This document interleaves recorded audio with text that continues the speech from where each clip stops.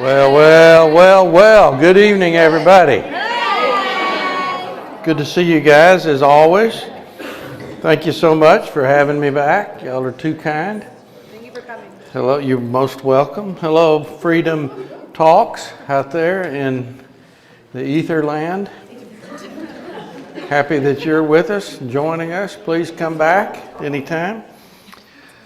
As always, so good to be with you guys. Really is. Some of you I know, it's a diverse group because some have been here for quite some time, and some have been here for some time, and some are just brand new, kind of getting here, just arriving. And if you remember when you just arrived, how your head just, spins. At least in that way. So, I know that's true, and I would just say that to love each other. Love each other.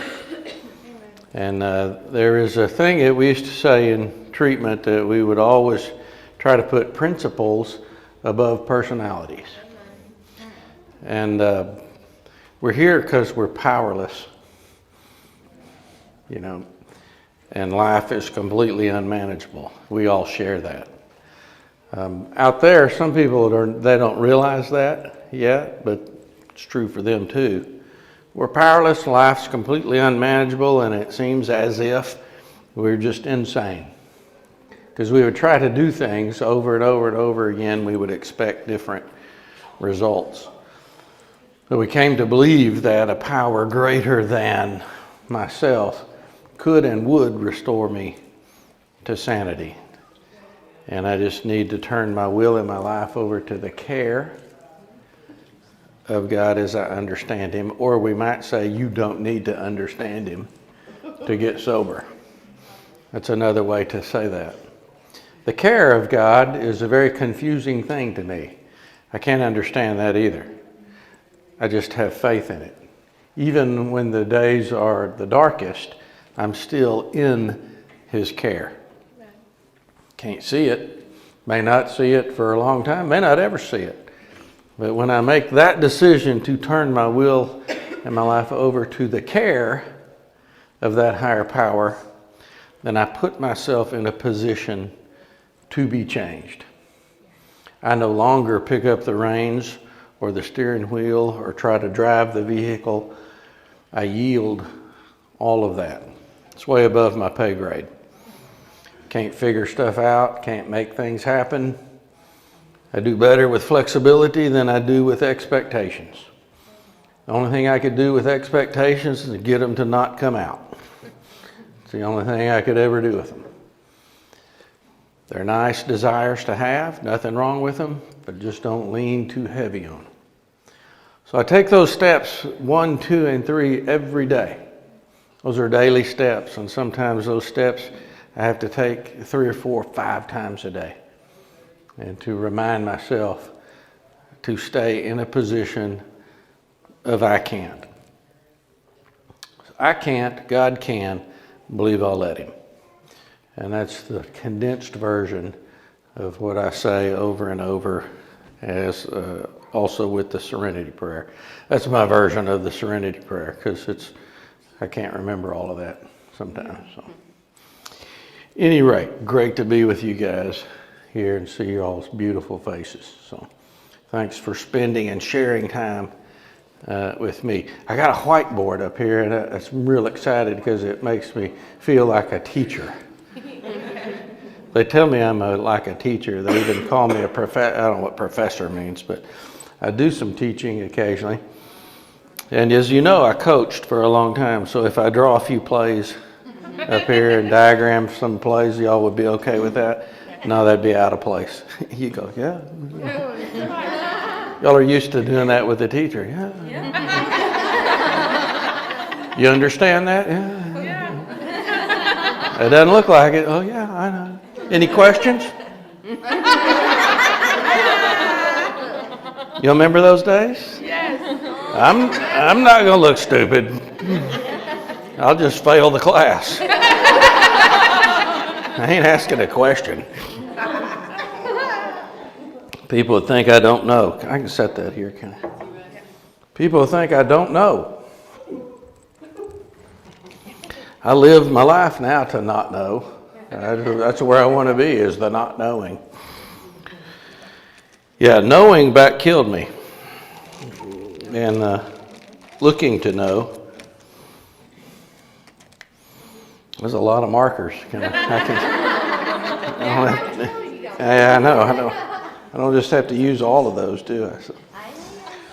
All right, I was wanting to talk about something came to me last week on the way home, actually, as I spoke to y'all. If you were here last week and we talked about prayer as being a state of being and kind of you just live and soak in that, much more than it's a formal, I'm going to talk to a higher power in some eloquent put together speech. I can't do that. But you live in that state of being, that state of communion or connection, with that higher power. Again, that kind of speaks to the steps that we were talking about. But for some reason, I was reminded of the addictive cycle. And so we're going to talk about this addictive cycle. And it's going to be a little bit more, a little kind of treatment oriented than maybe I've done in the past. So hang with me. If you want to take a note, you can take a note, but don't feel like you need to take a note, because sometimes it's just better to just listen and soak it in. Somebody out here is going to take a note because they like it. And so there you go. So if you need or want a note after all this is over, you can find them note takers. That wasn't me in school. I was not a note taker, so I had spelling issues. But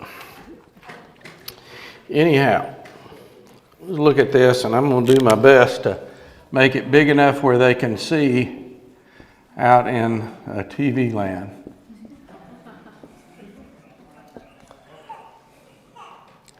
And this is scary to me because, as you know, I don't spell things like everybody else spells them. I spell them like they sound. They didn't agree with me in school, but I took a position that spelling that's subjective. You can spell anything any way you want to. I mean, who in the world decided that this is how you spell it, and if you don't spell it that way, it's incorrect? That's educational communism. I'm not for it. So you spell your words any way you want to. I will too, so I'll try to help you if I do misspell one, and I probably will. When you look at the addictive cycle, when you think of the word cycle, I want you to envision this endless circle, that kind of comes. But when you start talking about our addictions, it kind of goes from this, and then it kind of starts going like this, doesn't it? And then it just keeps going, cycling, and it seems like I'm just really going down. And I find myself at some point in time, I'm trying to dig myself out of a hole. Does that make sense? You ever tried to dig out of a hole? It ain't working very good. I dig and dig and dig to get out of this hole, but I just end up deeper. And that's that addictive cycle. And all of my effort seems to make things worse. Now that's a real cunning, baffling, and powerful dilemma that I can't figure out. So it's the harder I try, it seems the worse it gets. And every time, every cycle around, it just gets deeper and deeper. You see, powerless or being powerless doesn't have anything to do with strength, doesn't have anything to do with willpower, doesn't have anything to do with knowledge, it doesn't have anything to do with common sense, because we got all of those in spades. We got plenty of that. And that don't get you sober. Powerless is a state where I lack power. Not strength, power. It is like this lamp, this electric lamp that sits over here, that's not sitting over there, but you can imagine it in your mind's eye. And it won't turn on. It has the ability to turn on. The lamp has a bulb in it. The bulb is good. The wiring is good, but you turn and turn and turn and turn, it doesn't come on. It ain't plugged in. It is not plugged in to the power source, you see, that makes it work as it's supposed to. Does that resonate? Yes. I am designed to work. Somehow, I'm built to function and to work as a human being. But if I'm not plugged in to a power source, I lack power. Make sense? That's our situation. That lamp can do push-ups all day long. It still ain't turning on. It may be bowed up and look real good sitting over there not shining. But it ain't turning on because it lacks power. Lacking power is not a character issue. Don't you buy into that this is a character issue, that you lack character. That is not the case. Nor do you lack willpower, nor do you lack strength or common sense or knowledge. We lack power. And this addictive cycle is one of the metaphors that we use in treatment to try to show that. So let's look at it a little bit. And again, I want questions as we go. Feel free to raise your hand and ask those, and I'll make sure they get recorded. So, one, if we look at the first aspect of this cycle, we're going to start with this idea here. I don't know can you see that? Pain. Pain. Everybody's got pain. Everybody has pain. Everybody's going to have pain. Pain is not going to leave the premises. It ain't going nowhere. Because if you're alive, you're going to have pain. Now, we'll stop. I'm not going to put too much up, because we need to talk about this a little bit, because you grow up in a culture that on one hand says pain should be eliminated. If you are uncomfortable or if you are experiencing pain, do this, and we'll take it away. You can go to the drugstore or the grocery store or anything, and you can find shelves of product that are under the banner called pain relief. Now, is there a place, is there a context, possibly in life, for some pain relief? Of course there is. Of course there's a context for that. But what if we were duped into believing that all of life should be pain relief? We're going to have some trouble. We really are. Because pain can come in a couple of forms. Look out here. You can have, we're accustomed to physical pain. That's abbreviated. I know I can spell it out. Physical pain, okay, and we'll say that, and let's just say, okay, emotional pain. Now we could say, there's some mental pain, but that's really kind of connected to emotional pain. For discussion purposes, we'll say physical pain and emotional pain. We all got that. We're all going to have that. How do we organize around the reality of pain? That's a really important organization for us to have. You got little children, some of you. I was a little child. I grew up in a day and time when my parents were not very involved. There's a lot of benefit to that, to be honest with you. Not very involved, and so when we hurt ourselves, there weren't nobody around to really care. So we were just hurt. We didn't know we were not supposed to hurt. We didn't know it was a bad thing. We just hurt and went on. But over the years, there's been some evolution in our culture to where, especially as a parent, you try to eliminate or alleviate pain.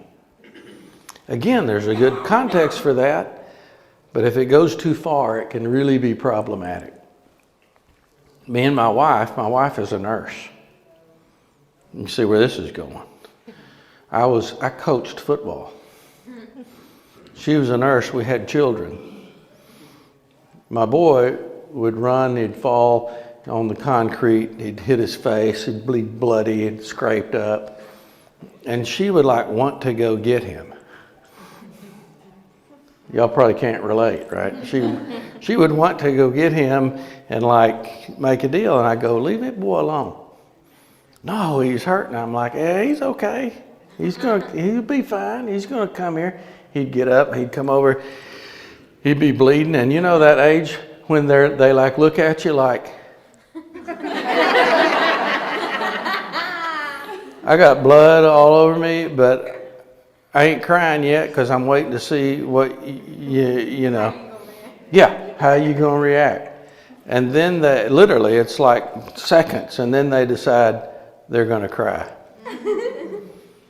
So he would come run up, and I would go, "Oh, that is a good one. That is good." He'd look at me like, Lisa was being quiet. He'd look at me like what? I go, "Look at that blood. You see that blood? That is good red blood. You are one healthy sucker." And he's like, I say, you know what's supposed to happen when you cut or get your scrape? You're supposed to bleed like that. And so he was like, well, all right. I guess that's okay, Now, I'm not telling you I got the market cornered on child rearing, okay, or anything like that. But I'm just using that as an example. The world and the culture does not respond to pain, at least in this country, that way. They will even say if you are the least bit uncomfortable, you need to find a way to get out of that. Fix it. Change it. Man, that's a problem. Because we can't live without this right here. We got to have a way to organize around it. I don't need to cause it. I get enough just spontaneously. I don't look for it. I'm not going to make somebody's day miserable, but there's a lot of pain in life, and it kind of starts there with how we're organized around it. Because sometime in life, I stumble across something that gives me an illusion.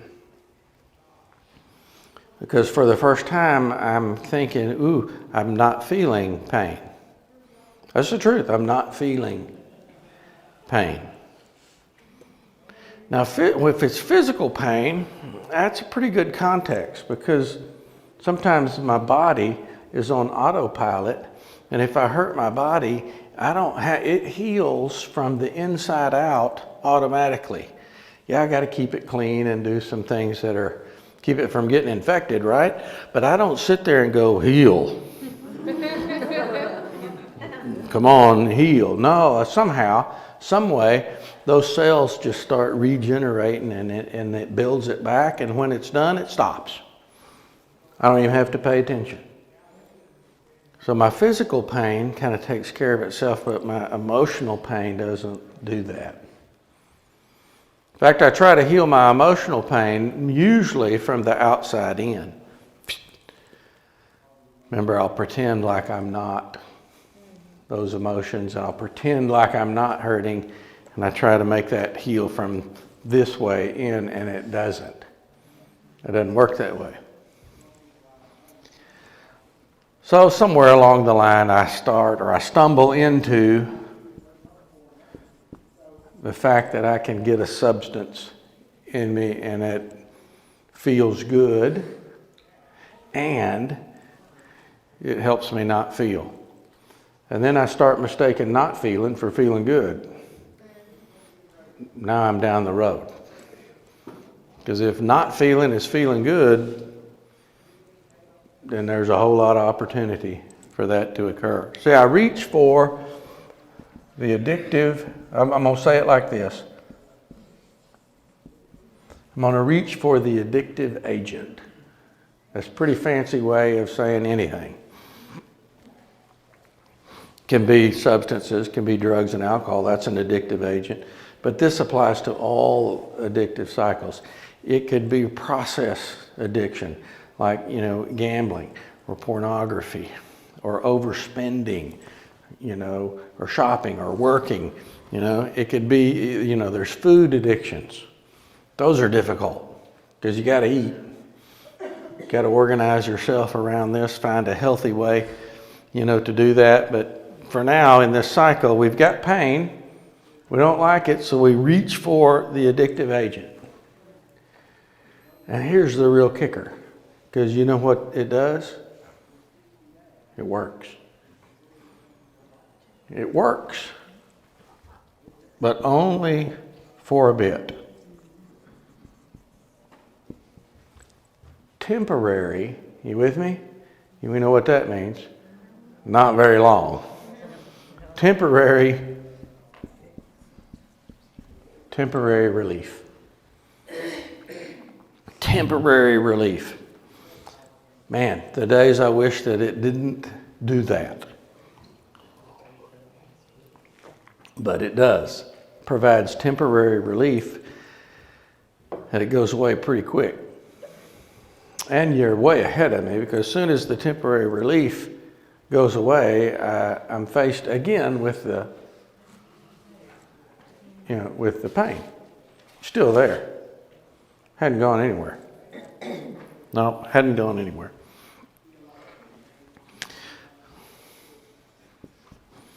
After this little temporary relief thing, once things kind of get unmanageable, and that takes a while, but once they get unmanageable,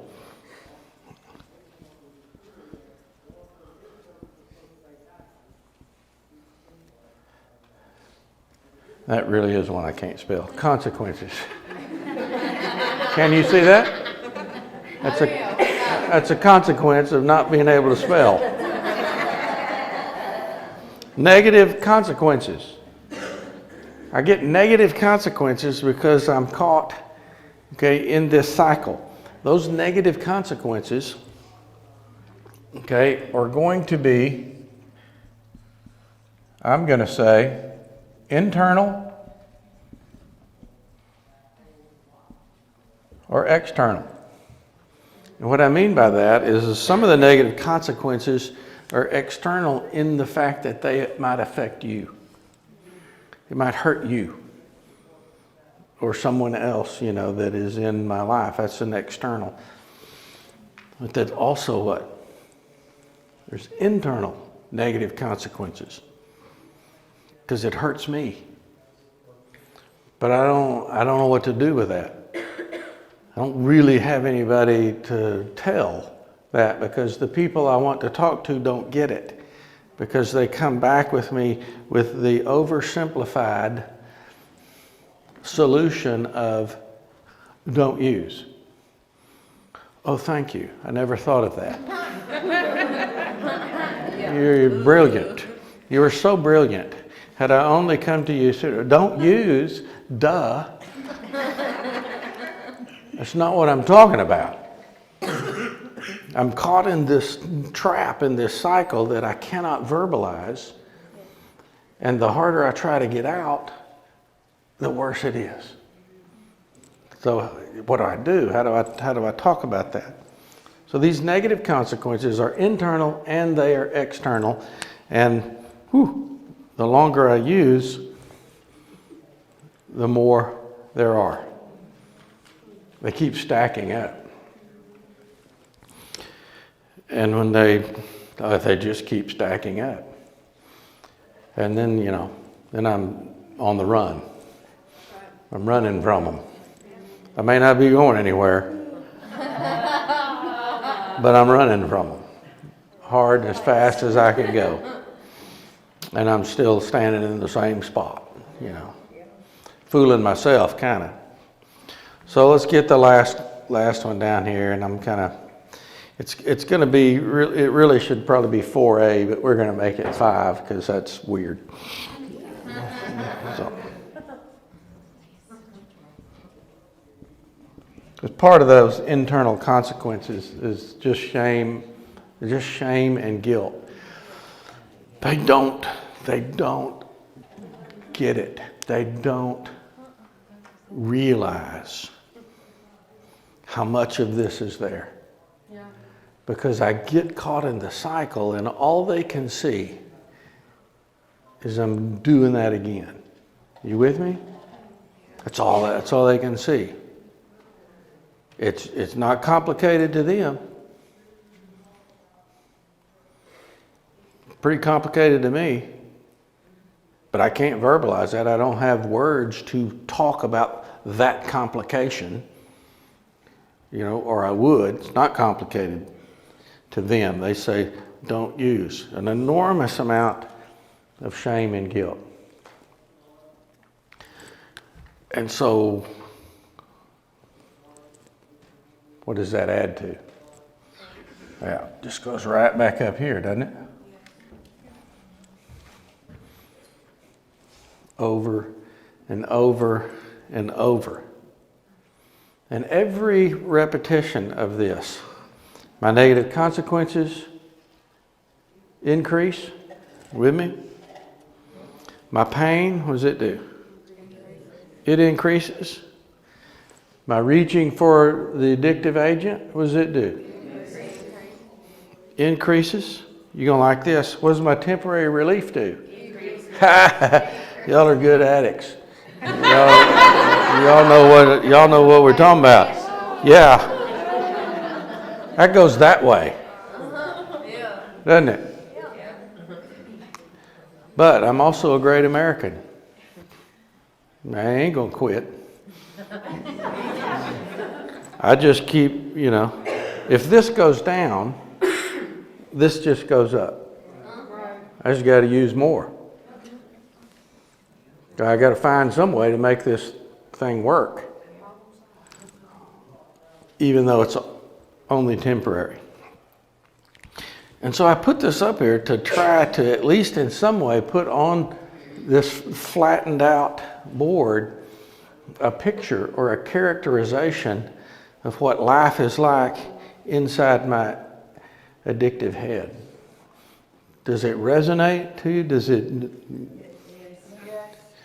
It makes sense. It makes sense to people who it makes sense to. So what is recovery? What are these rooms? What are these 12 steps?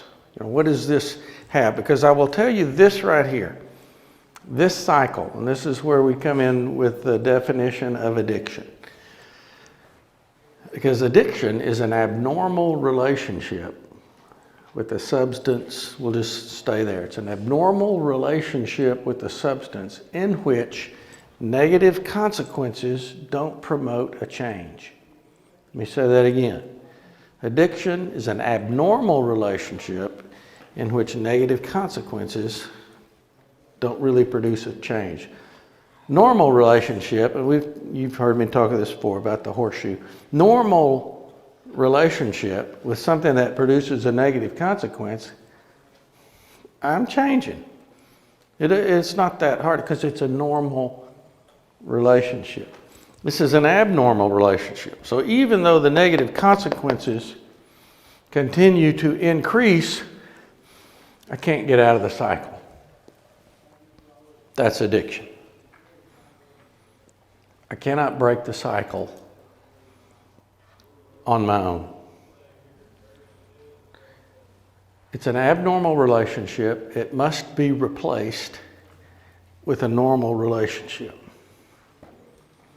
A normal relationship that exists outside of this. That's why we're here. That's what we're doing. Normal relationship ain't always fun. In fact, normal relationship has pain. It just does. So let's overlay the idea of recovery in these groups and what we're doing here on top of this cycle and see what we can get. So common sense will tell us How would you break this cycle just from a common sense point of view? We can't get rid of pain. This is the truth. This is the truth. This is the truth. So what do we have to do? Number two has to be our starting point, right? So I stop reaching for the addictive agent, which you've all done many, many, many times. That's actually the easy part. That's the easy part. The hard part is there ain't nothing that replaces it. To just stop doesn't do anything but make me miserable. It doesn't do anything. So it's not stopping. Not totally. It starts with stopping. But if you don't have anything to replace, that's a temporary break. That's like taking a nap. So people will say, just stop. Well, no, that ain't true. Because we've all done that. And that has very little to do with it. But we do start there. So I stop picking up this. I'm going to erase this. Are y'all okay with me erasing some? Okay, you got it. We got it right here. The scribe is here. Okay. So we're going to, Easy, Bob, easy. That's scary. Okay. I'll tell you that story. You have to remind me about Bob. There's a good story there. It's quite funny. So I've taken away reaching for the addictive agent, right? Yes. Which means? Replace. Okay, we're going to get there. What's the next logical step? I'm not picking up. Stopping. So I've stopped. What else goes away? Hey, there you go. Gone.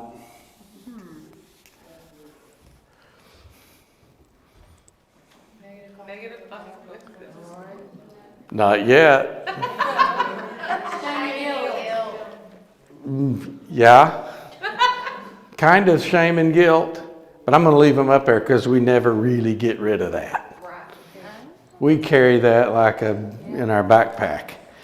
Well, hopefully we're going to get rid of it. But I'm talking about prior to coming into these rooms. Look what I'm left with. Pain, the negative consequences. If they're external, I ain't never had a judge say, "Oh, okay, you're not using anymore? Case closed." Your negative consequences don't go away when you stop using. Sometimes they diminish. What we want is those negative consequences to get on a curve downward. Because eventually they'll pay out. Eventually they will pay out. I guess got to keep increasing. But when I start this whole process, these don't go away. I'm still dealing with them. And that's why I still have some shame and guilt. Because even though I've stopped reaching and the temporary relief is gone, I still got this. And so that's why the replacement is so important.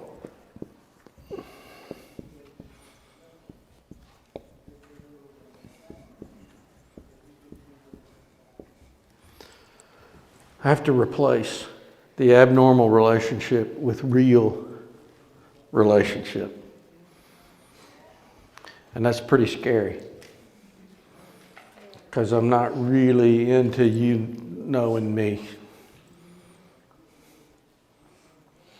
Because I'm presupposed to believe that if you really knew me, you wouldn't like me. You wouldn't like me, you wouldn't want to have anything to do with me. And I'm presupposed that way because that's kind of how I feel about myself. I don't like me all that much. I don't want to have much to do with me either. How could you possibly? If I showed you me, how could you possibly want to have anything to do with me? These programs, treatment, is to replace the abnormal relationship with real relationship, with people who get it and can be vulnerable and be a safe place to just be human. And I will tell you what that does. It starts healing, and it starts permanent relief. Temporary relief works like this, and then it falls off like that. Permanent relief starts like this, and it increases a millimeter a day. It increases so slowly, I can't even see that it's getting better. But it's permanent. It won't go away if you stay with it. It's just hard to see. I can't perceive it. I'm not getting any better. Things are not better. I feel like I'm crazy. You're not crazy, but you feel like you're crazy. And it's just not getting any better. Yes, it is. And that's what we're here for, each other. To go, yeah, it's getting better. Whether you see it or not, whether you feel it or not, I'm telling you, I see it. And I believe it. It's getting better. It's just not fast. It's quite slow. But it's a replacement.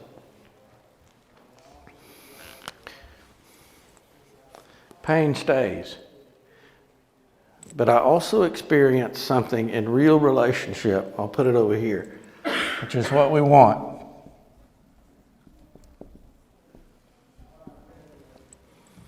It's not about removing pain. It's about learning how to heal. That's what I'm missing. I don't know how to heal. Well, in order to heal, I've got to feel. I spent my whole life trying to not feel, and I know. But in order to heal, I now have to feel, and I have to sit with it, and I have to be okay. I have to discover that feeling intense emotional discomfort does not kill you. You just don't like it. That's all. But it's the only way to heal. You remember the old broken bone? It heals automatically. But my heart won't do that. I'd rather be whooped physically than have my heart broken. How about you? Because I can take a whooping. Had them. Had plenty of them. Wasn't such a nice, kind guy back in the day. I get my tail whipped, and that's like a day. You break my heart, though, it crushes me. I could go years not getting over that. Because, see, it doesn't do that automatic thing. I've got to grieve it. I got to sit with it. I have to feel it in order for it to heal. And if I don't do that, if I wall it off and keep it inside, it infects. Gets worse. Starts changing my perspective. I might get bitter. I might get cynical. I might not be able to trust anything. It can get dark. In order to heal, I've got to be able to get in real relationship in safe places and be able to open up and be vulnerable, take a chance with you that you will also care for me. You see, this higher power cares for me through you.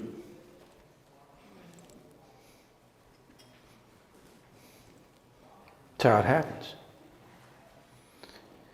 And it ain't about being perfect.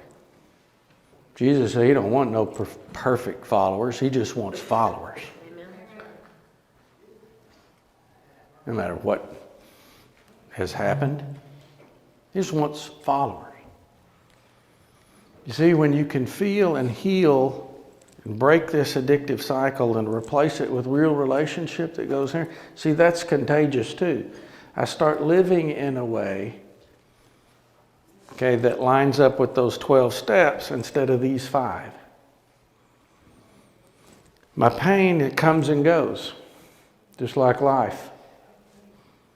My relationships, though, sustain me and help me heal. My negative consequences eventually pay out. And my shame and guilt disappears. Or at the very least, I can swap it for regret. You know what you can do with regret? You set it right there on that shelf and live with it. But I don't talk about it. I don't carry it around. If someone says, hello, what's your name? I don't go, here's my regret. Just leave it there. Set it right there. It ain't going nowhere. I'll never forget it. Guys, I got regrets. Ain't nobody that doesn't have regrets. It's okay to have regrets. We got to dump this right here. Because this will suck the life out of you.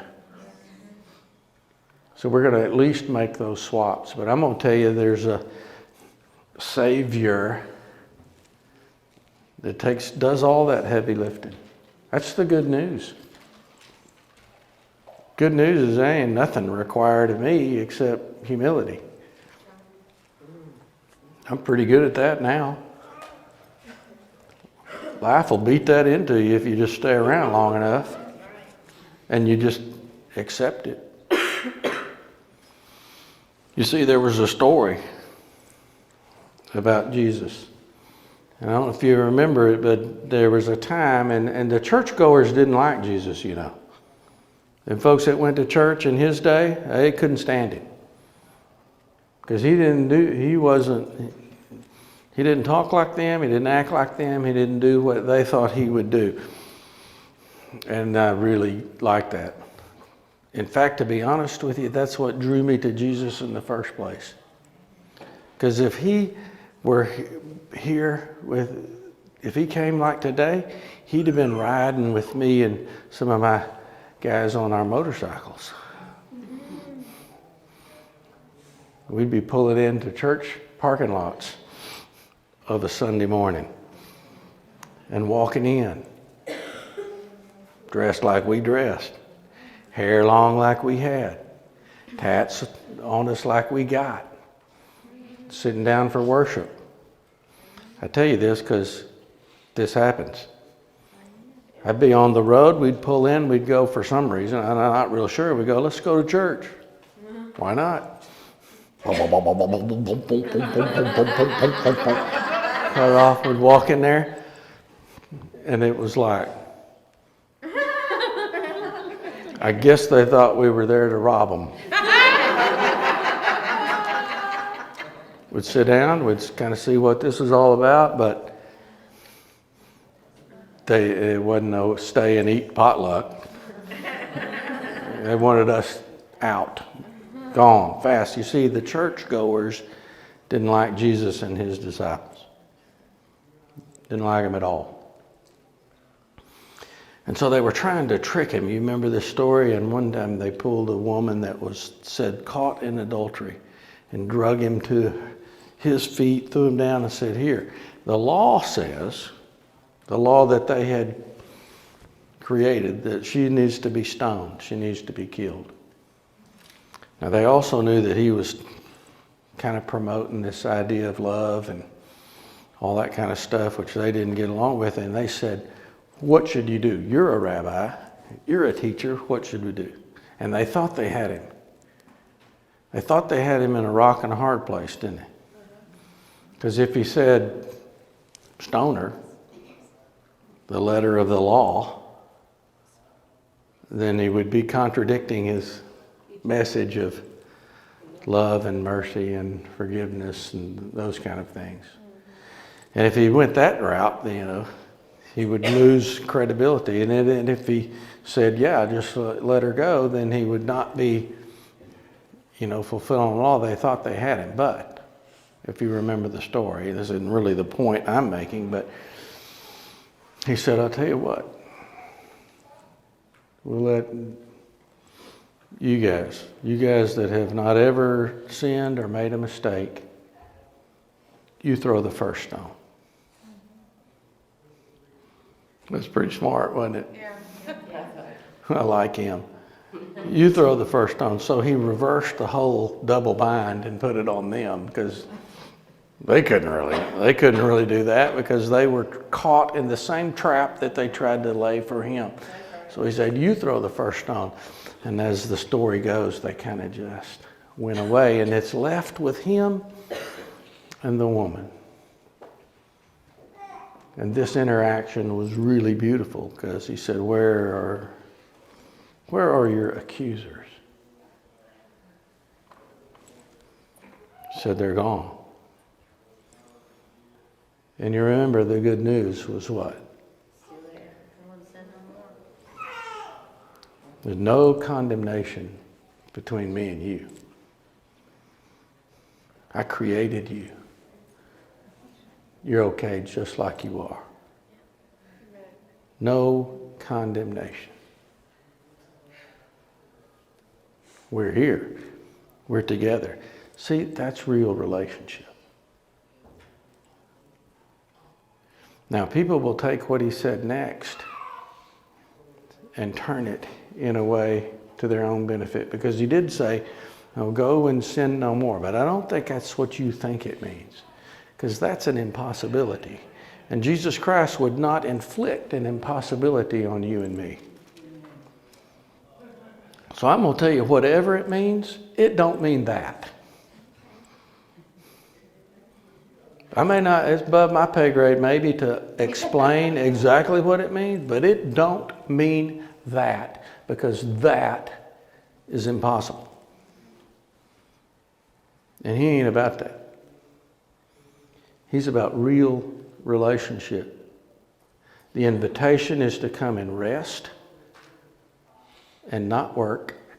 Get out of that addictive cycle of work. Real relationship is resting. The burden is light. The yoke is easy. And there's no condemnation.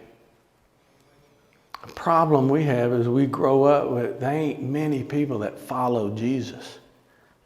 There's a bunch of people that go to church. And a bunch of people maybe that don't go to church. There's just not many that follow Jesus. But that's where real relationship lives. That's what will break this cycle and replace. That stays the same. Negative consequences play out.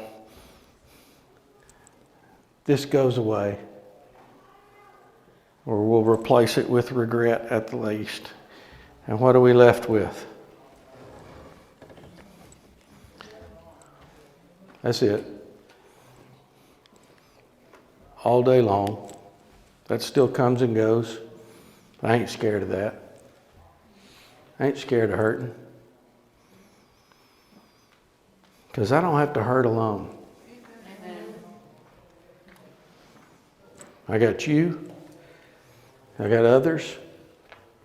I ain't got to hurt alone. And I'm not scared of it anymore. And I'll go down that alley if I need to. Don't ask me to go down by myself. I don't want to walk down that alley by myself. But if you go with me, I'll go. I'll go all the time, anytime. Because I got you with me. But I need you to go with me. I need you to be there. I need you to be safe, by my side. You ain't got to fix nothing because there ain't nothing to be fixed. There's just stuff to be shared. And what I end up with are things like I got on my hands. You can't see them, but I can. And on my shoulders and on my back. I got scars. You got any scars? I got scars. And when I look at them, I remember. I don't forget what caused this finger to almost be cut off. I remember that. But it don't hurt.